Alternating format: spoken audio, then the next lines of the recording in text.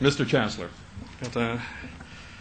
Gwynne Dyer once wrote of the Prussian military that their mystique derived from knowing how to dress the part. Mr. Dyer has himself dressed for many parts in a lifetime that has seen him wear the uniforms of 3 naval reserves in Canada, Britain, and the United States. Nor is he a stranger to academic gowns, with his PhD from King's College, London, and his tenure as a lecturer at Oxford and Sandhurst. Recently, he put on a different regalia as an officer of the Order of Canada.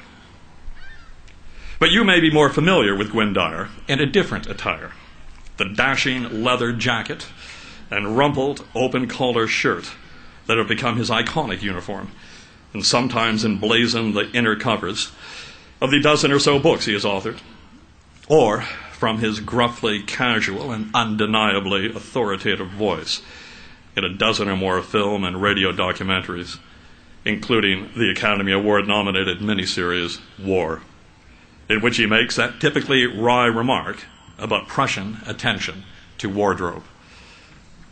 Unlike those Prussian officers, however, and so many others who have achieved secure ranks in their chosen profession, Mr. Dyer, who values individualism more than the status granted by hierarchies, left behind his honorable callings in the armed forces and academia for the disreputable trade of journalism, where leather jackets and rumpled shirts are a sort of haute couture. Since making that move in the late 1970s, Mr. Dyer has seen his syndicated column appear in almost 200 newspapers around the globe, from Beirut and Kiev to Peterborough. He has become a public intellectual whose style has been described as acerbic, iconoclastic, candid, and provocative, every adjective intended as a compliment. Faithfully egalitarian, ever testifying against oppressive and unnatural sovereignty, Mr. Dyer is most laudable in his commitment to public oratory. He certainly never shies away from saying what he means in the clearest terms. And his keenly critical wit, perhaps a cultural echo of his Newfoundland roots, suffers neither the fool nor his follies.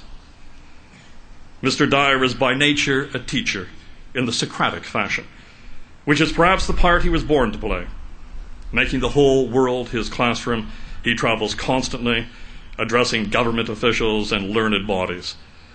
But he especially enjoys talking with students, something he has done on many occasions here at Trent.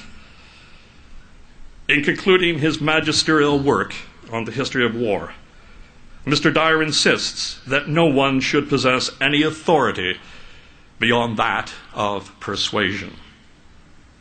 Mr. Chancellor, I present to you for the degree of Doctor of Letters, honoris causa, the uniquely persuasive Gwynne Dyer.